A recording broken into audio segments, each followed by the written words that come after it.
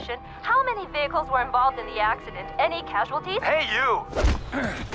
Get this rookie out of here. She's just getting in our way. Oh, rookie? Yes, I'm new at this, but we're doing our job. Just same as you. We play an important role. Don't say casualties. I'm here to rescue every single person who needs help. Never, ever say casualties.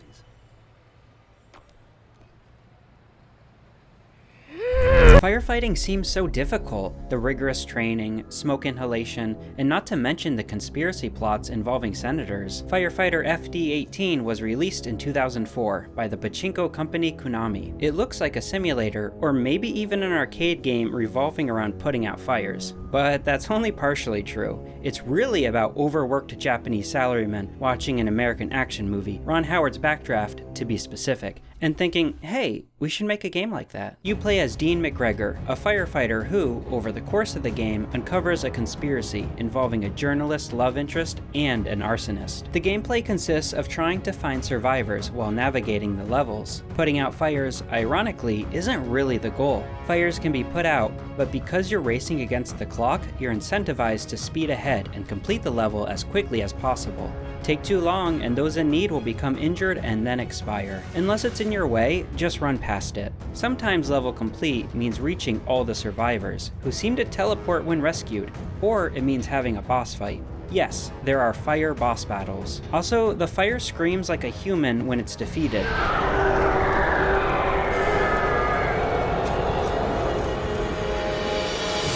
Assisting you, of course, is your trusty water hose, but don't ask me how it follows you throughout the game. Some things are better left unknown. In addition, you have a short-range spray setting you can use as well, though I found this pretty useless. There are also consumables around the levels in the form of health packs, a powerful fire extinguisher, and a mega shot that reminds me of when Goku helped Gohan defeat Perfect Cell. Spread throughout the level, there's sometimes obstacles that you can destroy with your axe, such as boxes and damaged walls.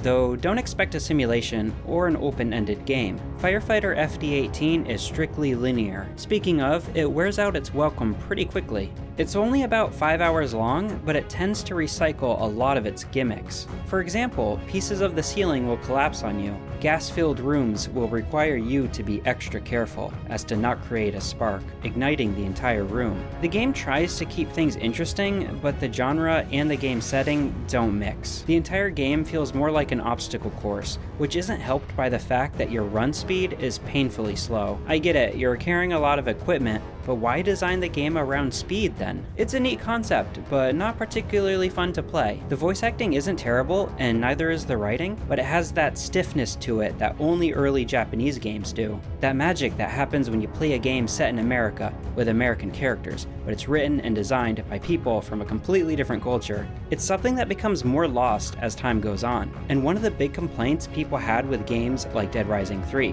when the series moved to Canada to be developed. Now, I haven't seen 1991's Backdraft because I'm too busy playing mediocre games from 2004, so I can't speak to how similar the game is to the movie it's inspired by, but if you have, let me know in the comments. Consider subscribing if you've made it this far. Thanks, I'll see you next time.